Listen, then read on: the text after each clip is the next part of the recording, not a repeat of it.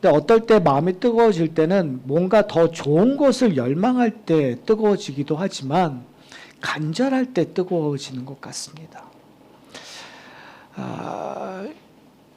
사람이 힘이 없고 살아있지 않는다라는 거의 반증이 열정이 없는 거라고 누군가가 얘기하는 것. 저는 최근에 좀 그런 것들에 동의하게 되는 것 같아요. 왜냐하면 제가 요즘에 열정이 참 없다라는 생각이 들 때가 종종 있거든요. 그냥 뭐 이제 그냥 그렇게 살지 뭐 이런 생각들을 할 때가 종종 있는 것 같아요. 오늘 말씀을 통해서 과연 우리는 무엇에 열정이 있는가? 그렇다면 왜 나에게는 열정이 없는가? 그럼 내가 무엇을 미스하고 있는가에 대한 부분들을 저와 여러분이 좀 고민했으면 좋겠어요. 오늘 말씀은 나병 환자들에 대한 이야기예요. 오늘 본문 13절을 보면 이렇게 얘기하고 있습니다. 소리 높여 이르되 예수 선생이여 우리를 불쌍히 여기소서 하거늘. 여러분, 이 나병 환자 10사람이 지금 이렇게 외치는 외침의 데시벨이 어떨까요? 여러분 한번 상상해 보세요. 나를 불쌍히, 우리를 불쌍히 여기소서라고 하는 그 소리의 크기가 어땠을까요? 예수님이 들으셨다고 얘기해요. 예수님이 들으셨다는 걸 감안했었을 때 이 나병 환자의 거리가 어느 정도 되었을까요? 예수님께서 반응하셨다고 듣고 반응하시잖아요. 그 반응하셨다고 하면 이 나병 환자가 어느 정도의 거리에서 어느 정도의 소리를 냈을까요? 사실 우리가 정확히 알 수는 없죠. 그러나 이 당시에 나병 환자를 사람들이 어떻게 생각했느냐를 우리가 조금 이해를 한다면, 그러면 지금 이 외침의 소리나 그 외치고 있는 자와 예수님의 거리가 얼마나 될까를 우리가 유추할 수 있을 것 같아요. 민수기 5장 2절부터 3절에 나병 환자를 보는 시각들이 담겨져 있습니다. 제가 읽어드릴게요. 하나님께서 모세에게 이렇게 명령하셨어요. 이스라엘 자손에게 명하여 모든 문둥병 환자와 유출병이 있는 자와 주검으로 부정케 된 자를 다 진 밖으로 내어 보내되, 물론 남녀하고 다 진 밖으로 내어 보내어 그들로 진을 더럽히게 말라. 내가 그 진 가운데 거하느니라 하시매. 지금 나병 환자를 누구와 함께 똑같이 여기냐면 주검으로 부정하게 된 자, 죽은 사람하고 비슷하게 여긴 거예요. 그러니까 나병 환자를 그냥 우리는 나병 환자, 특별히 이제 현대로 와서 그 나병 환자 그냥 피부병적으로 우리를 이해하고 있잖아요. 그런데 지금 하나님께서 모세에게 명령했을 때 나병 환자를 부정한 자로 여겼어요. 그러니까 이것이 모세에게 명령하고 나서 예수님 시대까지 전통으로 율법적으로 이어져 왔었단 말이에요. 그러면 지금 이 유대 갈릴리 지방, 사마리아와 갈릴리 지방으로 한 동네에 들어갔었을 때 예수님이 오셨다는 소식을 듣고 나병 환자는 예수님과 어느 거리 상황으로 있었을까요? 가까이 있을 수 있었을까요? 예수님을 따르는 무리들과 가까이 있을 수 있었을까요? 없어요. 부정한 자니까. 만약에 유대인들이 부정한 자를 만지게 되면 그들도 부정하게 되니까. 그러면 이 문둥병 10사람들은요, 사람들이 슬슬 피했을 거란 말이에요. 사람들이 피하기도 했지만 그들 존재 자체들도 사람들과 가까이 갈 수 없어요. 왜요? 가까이 가면 돌에 맞을 수 있으니까. 사람들의 눈이 따가우니까. 내가 그들과 멀리 떨어질 수밖에 없어요. 자, 그러면 우리가 생각하는 것보다 멀리서 지금 이 나병 환자 10사람들이 예수님을 외치는 거죠. 그때 소리는 어땠을까요, 여러분? 뭐라고 얘기하죠? 예수 선생님이요. 이 정도 톤으로 얘기했을까요? 아니면 속삭이듯이 예수 선생님이요 라고 얘기했을까요? 아니면 온 힘을 다해서 최대한, 제가 아마 하면 여러분 할 거예요. 그러니까 그 정도로 얘기했을까요? 제가 찬양하다 보면 가끔 제 아이와치에서 소리가 너무 큽니다. 귀를 조심하십시오. 제가 저거 바로 앞에 있거든요. 그거 들리거든요. 근데 아마 그런 데시벨보다 그것보다 더 많게, 그리고 정말 애절하게 외치지 않았을까요, 여러분? 왜요? 도대체 왜 10명의 나병 환자는 자기의 모든 힘을 다 쏟아내어서 예수 선생이여 우리를 불쌍히 여기소서 단 한 번이었을까요? 아니요. 정말 지치지 않고 끊임없이 계속해서 외쳤을 거예요. 그때 사람들의 반응은 어땠을까요? 비웃음? 경계심? 답답함? 그런 것들의 눈빛? 우리 그렇죠. 워이 하는 거 있잖아요. 뭔가 부정한 사람들, 뭐 하면은 불편한 사람들 보면 워이 하는 했던 것처럼 사람들이 그러지 않았을까요? 그런데 나병 환자는 그것들을 무릅쓰고 지금 예수님을 향하여 외치는 거예요. 사랑하는 성도 여러분, 저는 오늘 이 시간 우리 가운데 그런 열정이 있는가 한번 묻고 싶어요. 하나님 앞에 나온다라는 거, 어떤 의미에서 우리가 지금은 하나님 앞에 존전에 나온다라는 거 당연하게 여길 수 있어요.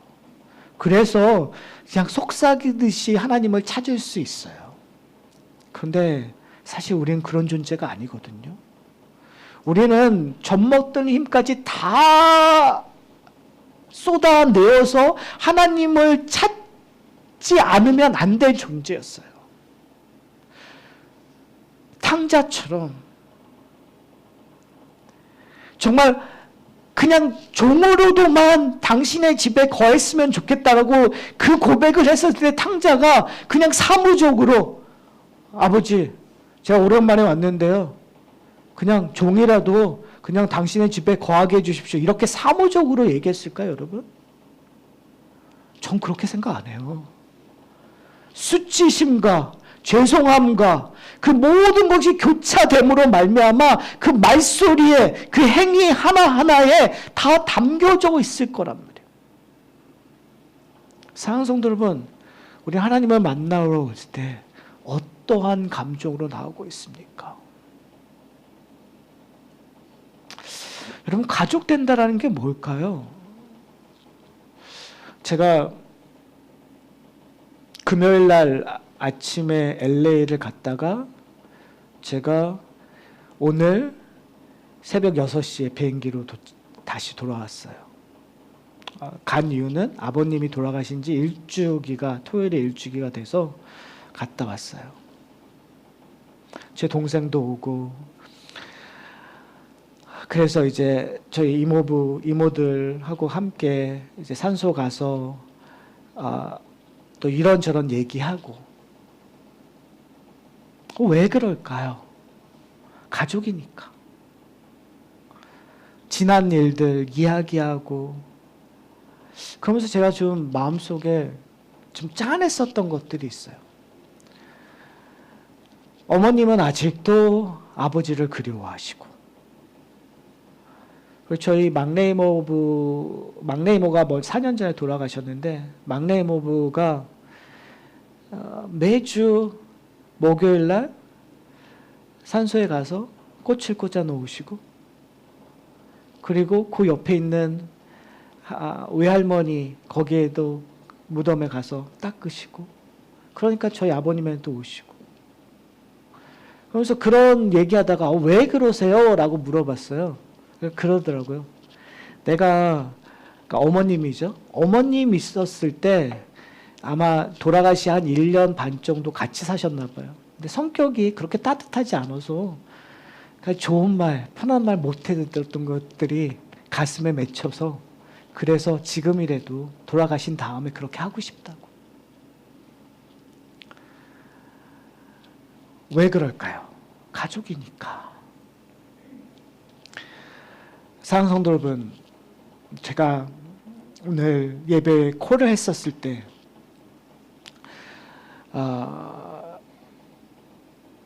똑같은 마음으로 제가 여러분들한테 말씀드리고 싶어요. 교회 공동체는 하나님 나라 안에서 가족이에요. 그렇죠? 그러면 우리만이 예배 드리는 것이 아니라 우리의 가족을 품고 예배를 드려야 되는 거죠.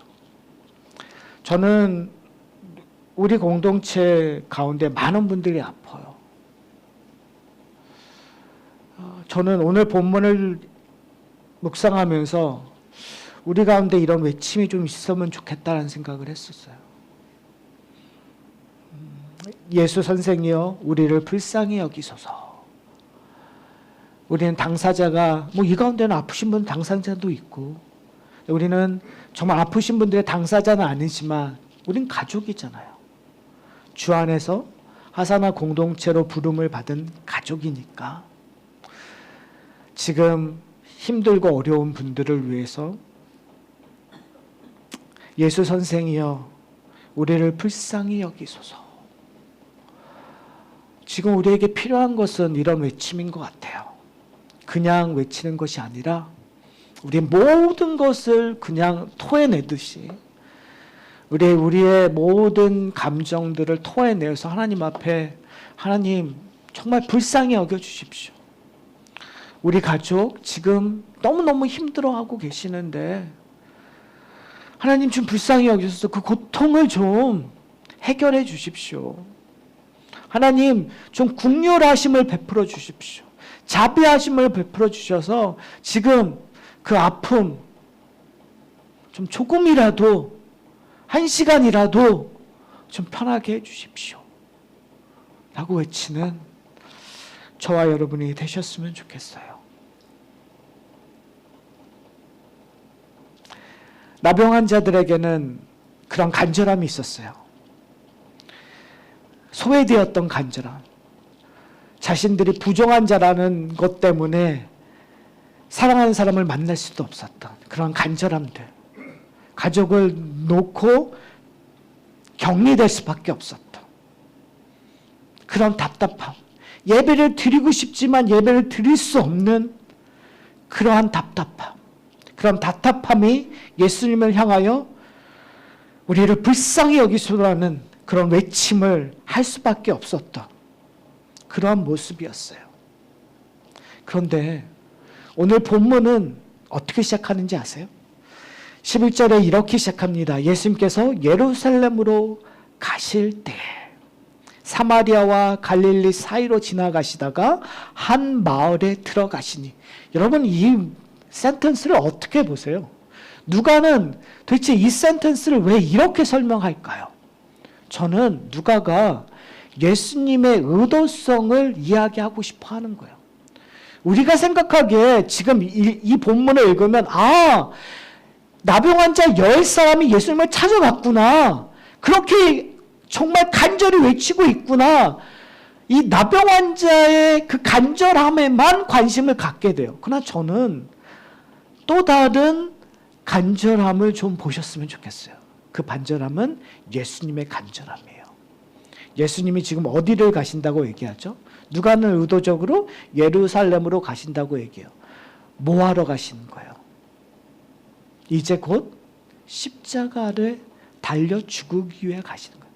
누가는 의도적으로 지금 예루살렘에 가신다라는 표현을 쓰고 있어요. 그의 목적지가 어디냐면 예루살렘이에요. 근데 그 예루살렘에서 뭐 하기 위하여? 죽으시기 위하여. 십자가에 달려 죽으시는 어린 양의 모습으로 지금 누가는 우리에게 얘기하고 있는 거예요. 의도적으로 어디를 가신다고요? 사마리아와 갈릴리 사이로 지나가시는데 한 마을에 들어가시더라. 누가 연상돼요? 사마리아 여인이 연상되잖아요. 요한복음에서 의도적으로. 사랑하는 성도 여러분, 예수님은 이 나병 환자 10명의 마음을 알으셨을까요? 모르셨을까요? 알고 계세요. 사랑하는 성도 여러분 홀로 계신다고 생각하세요?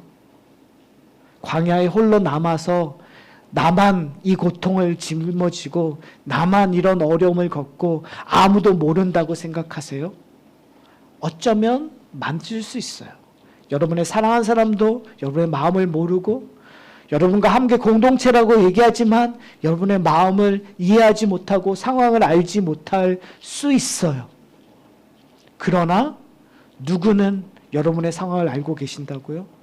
하나님은 여러분의 상황을 알고 계시고 예수님은 하나님의 사랑을 여러분은 알고 계시고 성령께서 여러분의 상황을 알고 옆에서 여러분을 보호하고 계신다는 사실을 여러분이 이해하셨으면 좋겠어요.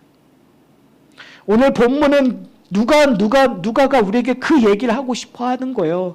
여러분의 문제를 여러분이 정말 애절하게 지금 하나님 앞에 나와서 외치고 있는데 그걸 모르시는 것이 아니라 예수님께서 십자가의 길을 걸어가시는 그 길에서 여러분 피하지 않고 여러분의 그 문제점을 지금 보고 계신다라는 것. 그리고 예수님께서 뭐라고 얘기하시죠? 14절에 보면 이렇게 얘기하세요. 보시고 그를 지나치는 것이 아니라 그 소리에 반응하시는 거예요. 보시고 이르시되 뭐라고 얘기하세요? 가서 제사장들에게 너희 몸을 보이라 하시더니. 이게 무슨 말이에요?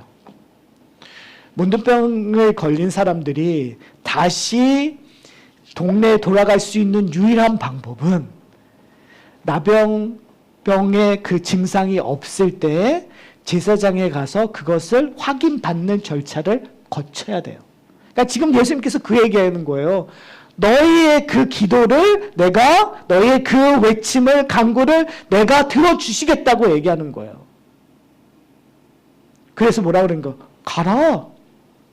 가서 대제사장에게 가라 라고 얘기하는 거예요.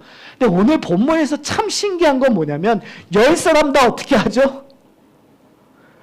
갔다고 얘기하고 있어요. 그러니까 어떤 의미에서 믿음이라는 걸 얘기했었을 때 이 10사람의 공통 부모는 예수님이 가라고 했었을 때 따라갔던 믿음은 존재하고 있다는 거예요. 10사람 다 예수님께서 가라고 했었을 때 예수님께서 하셨으니까 해주겠지라는 믿음은 있었어요. 그런데 가다가 뭘 발견하게 되는 거죠? 깨끗하게 됨을 본 거예요. 서로가 바다가 점점 깨끗해지는 걸 보고 깨끗하겠다는 걸 깨달았어요. 그런데 9사람은 돌아오지 않고 1사람은 돌아왔어요. 여러분 왜 그럴까요? 왜 9사람은 돌아오지 않았을까요? 저는 9사람은 예수님의 말에 복종한 거죠. 제사장에게 간 거예요. 그렇잖아요. 9사람은 제사장에 가서 자기의 몸을 깨끗하게 된 것을 인정받은 거예요. 그렇잖아요. 뭐에 근거해서? 율법에 근거해서. 자, 그런데 오늘 본문으로만 이해하면 우리가 맞아, 잘한 일이네 라고 얘기할 수 있어요. 그런데 저희가 16장서부터 계속 질문되었었던 것이 있잖아요. 예수님께서 제자들에게 경고하시면서 제자들이 얘기했었던 게 뭐죠? 어떻게 해야 우리의 믿음이 더하겠습니까? 라는 질문을 했었어요. 그러니까 지금 예수님께서 얘기하는 믿음이라는 공통분모들은 10사람이 다 갖고 있었어요. 근데 구원에 이르게 하는 믿음, 적어도 여기서만은 요 이야기에서, 그러니까 믿음이 더한다라는 개념으로 얘기했을 때 지금 어떤 원칙을 얘기하고 있는 것들로 우리가 추정할 수 있는 거죠. 예수님께서 뭐라고 얘기했죠? 제자들이 믿음을 더하게 해주십시오라고 했을 때 예수님께서 하셨던 예가 뭐예요? 증거로 얘기했던 게 겨자씨만한 믿음만 있으면 된다고 얘기하셨잖아요. 양적인 믿음을 더하게 해달라는, 어떻게 하면 믿음이 커지냐라는 질문을 했는데 예수님께서는 반대 질문한 거예요. 가장 작은 사이즈의 믿음을 얘기했었어요. 그렇죠? 그리고 나서 예수님께서 예로 주셨던 것이 지난주에 설교했었던 무익한 종의 이야기예요.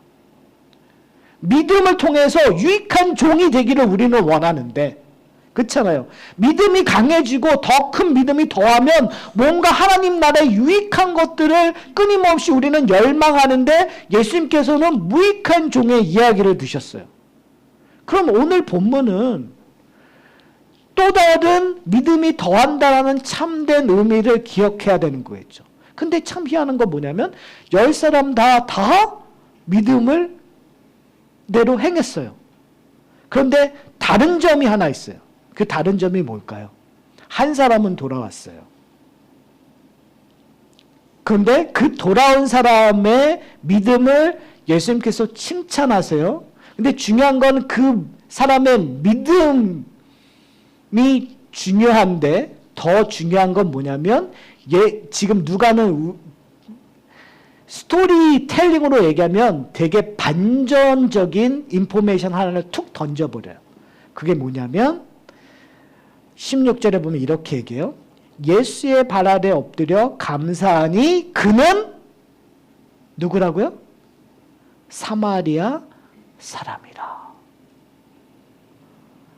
이게 스토리텔링의 되게 반전이죠. 믿음이 더 좋다고 얘기하면, 믿음을 더하게 한다면 다 똑같은 믿음이에요. 10사람이. 근데 한 사람이 특별해야 돼요. 그러면 바리새인들이나 이 당시의 사람들로 얘기했을 때 돌아왔던 사람은 그 믿음이 뛰어남을 얘기해야 되는데 그 믿음의 뛰어남은 뭐 지식이라든지 뭐 결단이라든지 뭔가 다른 것이 있어야 되는데 그들이 예측 불가능한 가장 역설적인 답이 나오는데 그게 뭐예요? 사마리아인이더라. 왜요? 사마리아 사람들은 뭐 어떤 사람이에요? 이방인이었어요. 자, 이게 여기서부터 재밌는 게 뭐냐면 여러분 9명의 유대인들과 1명의 사마리아 사람이 나병병이 들기 전에는 이 사람들이 관계를 맺을 수 있었을까요? 없었을까요? 9명의 사람들이 이 사마리아 사람과 같이 있었을까요? 안 있었을까요? 나병병이 들기 전까지는 아마도 같이 있지 않았을 거예요. 유대인들은 사마리아 사람들을 개보다 못한 사람들이라고 생각했고 인간 취급 안 했고 그들과 함께 교제를 안 했었던 거예요. 근데 그 마을에 지내서 쫓겨나서야 같이 죄인 되었다는 부정한 사람이 돼서야 유대인들과 사마리아 사람들이 함께 했었어요. 근데 나오니까 어떻게 되는 거예요? 9사람들은 그러니까 어떻게 보면 9사람들이 율법적으로 더 맞는 행동을 한 거예요. 율법에 순종했었던 거예요. 믿음을 더하게 된다면 오히려 율법에 순종한 유대인들이 맞는 거죠. 답은 거기에 있는 거예요. 그렇죠? 제사장에 가서 모든 것들이 깨끗하다는 걸 증거받고 그 다음에 예수님을 찬양하는 것, 그것이 믿음이 더하는 걸로 우리가 얘기하면 잘 이해할 수 있어요. 그게 라지컬이고 논리적이에요. 근데 지금 예수님께서 얘기하는 건 뭐냐면 누가를 통해서 우리에게 얘기해 주는 게 뭐냐면 그 사람은 누구라고요? 사마리아인이라는 거예요. 사마리아인은요 구원받을 수 없는 존재라고 생각했던 거예요. 하나님 성전에 나올 수 없는, 예루살렘에서 예배 드릴 수 없는, 그래서 베델에서 송아지를 세워놓고서 거기서 하나님을 찾았던, 우상숭배했던 사람들이라고 생각했던, 근데 거기에 그 사람을 예수님께서 뭐라고 얘기하죠? 내 믿음이 너를 구원했다고 얘기하는 거예요. 그렇다면 이 사마리아 사람은 뭘 한 거죠? 뭐가 틀린 거죠? 그걸 우리가 이해하기 위해서는 누가복음 14장에서 초대에 관한 이야기를 했었던 것들을 여러분이 기억하셔야 돼요. 누가복음 14장 13절 14절을 제가 읽을게요. 잔치를 베풀거든 차라리 가난한 자들과 몸 불편한 자들과 저는 자들과 맹인들을 청하라. 그리하면 그들이 갚을 것이 없으므로 내게 복이 되리니 이는 의인들의 부활 시에 내가 갚음을 받겠음이라 하시더라. 뭐라고 얘기하고 있는 거예요?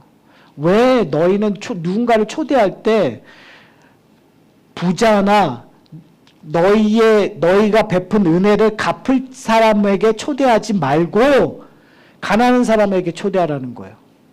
은혜를 은혜로 깨닫지 못했기 때문에 은혜를 감사할 것들을 할 수 있는 자들에게 초대하라는 것들이에요. 예수께서 뭘 얘기하고 싶은 거예요? 바리새인들의 문제점을 제기하고 있는 거예요. 은혜를 받았음에도 불구하고 감사할 줄 모르는 거예요. 은혜를 은혜로 이해하지 못한다라는 거예요. 그래서 끊임없이 지금 예수님께서 소외된 자, 가난한 자, 그리고 의도적으로 너희가 높은 자리에 앉지 말고 자꾸 낮은 자리로 가라고 얘기하는 거예요. 나중된 자가 먼저 될 것이라는 이야기를 예수님께서 끊임없이 얘기하는 거예요. 뭐에 빗대요? 바리새인들의 문제에 빗대요. 그들의 교만에 빗대요. 그들의 율법의 열심에 빗대어 얘기하고 있는 거예요. 사랑하는 성도 여러분, 과연 우리는 어떠한 마음으로 나가고 있습니까? 은혜를 받는다는 거, 믿음이 있다는 거, 그것이 중요한 것이 아니라 믿음을 더하기 위해서 그 제자들의 답은 제자들을 향한 답이 뭐였죠? 결국은 감사함으로 나갈 수 있는가? 여러분이 받은 거에 감사하실 수 있으세요? 우리가 신앙생활을 한번 보면 가장 놓치는 게 뭐냐면 감사함을 놓칠 때가 있어요. 우리가 좀 더 하나님 앞에 열심히면 열심일수록 감사함, 말로는 감사할 수 있지만 실질적으로 감사함을 놓쳐요. 왜요? 내가 했으니까. 하나님, 내가 이만큼 하지 않았습니까? 내가 이만큼 열심히지 않았습니까? 하니까 그 열심을 통해서 자꾸 뭘 놓치는 거예요? 하나님이 부어주시는 그 은혜를, 복을 놓치는 거예요. 저희가 찬양했잖아요. 모든 것이 은혜로다. 근데 말로는 모든 것이 은혜로다 하는데 그 은혜에 대한 뭐가 빠진 거예요? 감사함이 빠진 거예요. 9명은 은혜라는 걸 아마 알았었겠죠. 그래서 대제사장에 간 거예요. 그리고 그거를 통해서 뭐예요? 자기는 정당함을 받은 거예요. 그러니까 이제 그들의 모든 생각은 어떻게 하면 다시 가족에게 돌아갈까? 어떻게 하면 다시 회복할까에만 들어가는 거예요. 감사가 빠져버리는 거죠. 그런데 사마리아 사람은 돌아와서 이렇게 얘기해요. 뭐라고 얘기하죠? 15절에 보면 이렇게 얘기해요. 그 중에 한 사람이 자기가 낳은 것을 보고 큰 소리로 뭐요? 하나님께 영광을 돌리며 돌아와 예수의 발 아래 엎드려 감사했다고 얘기하고 있어요. 감사의 대상을 예수님으로 알고 그리고 그 예수님을 하나님처럼 여긴 거예요. 하나님 앞에 무릎 꿇는 것처럼 지금 이 사마리아인이 한 걸로 우리가 보면 될 것 같아요. 뭘 얘기하고 있죠? 과연 우리의 감사의 대상이 우리가 감사를 정말 하고 있는가 살펴보는 저와 여러분이 되셨으면 좋겠어요. 사랑하는 성도 여러분,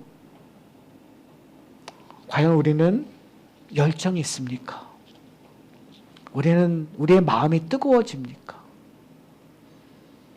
여러분, 감격이 있습니까? 그 감격의 끝은, 열매는 감사예요. 하나님께 영광을 돌리는 찬양이에요. 감사의 끝이 나의 자랑이 아니라, 은혜의 끝이 나의 자랑이 아니라, 은혜의 끝이 내 능력을 보여주는 것이 아니라, 만약에 우리의 은혜의 끝이 감사라면 저는 누군가를 위하여 외칠 수 있다고 생각해요. 만약에 우리의 은혜의 끝이 나의 자랑이라면 다른 사람을 위하여 애통해 할 수 없어요. 간구할 수 없어요. 오히려 다른 사람의 아픔을 비교하여 내 상황을 그냥 축복이라고 여기는 그런 간접적인 비교, 우위, 의식을 가질 때가 참 많은 것 같아요. 그러나 만약에 우리의 은혜의 끝이 감사라면, 우리의 은혜의 끝이 하나님을 찬양하는 거라면 내 가족을 위해서 우리는 울부짖을 수밖에 없어요.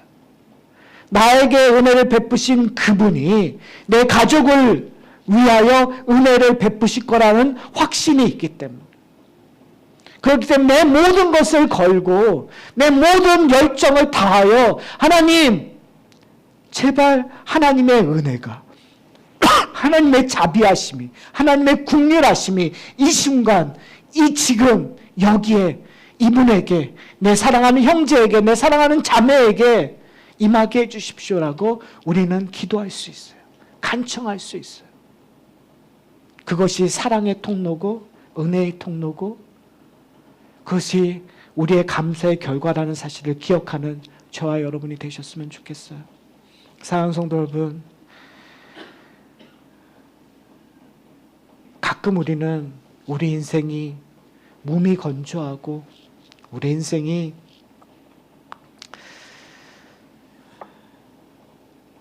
그냥 흘러가는 거라고 여길 때가 있어요. 그때 어떤 사람은 그것을 평안이라고 얘기하고 평화라고 얘기하고, 그러니까 어떤 사람은 우울하게 여길 수도 있고, 그러나 저는 돌이켜본데 우리 가운데 누군가를 위하여 울게 하고 누군가를 위하여 외치게 한다는 것, 내 인생을 요동치게 한다는 것, 내 인생을 뛰게 한다는 것, 그건 우리에게도 축복이에요. 내 인생에게도 또 다른 은혜라는 사실을 기억하셨으면 좋겠어요. 그렇지 않습니까? 내 몸이 건조했던 나를 누군가를 위하여 뛰게 하고 누군가를 위하여 하나님 앞에 나갈 수 있다는 것, 그게 은혜 아니면 무엇이겠습니까? 그 은혜를 풍성히 나누는 저와 여러분이 되시기를 소원합니다.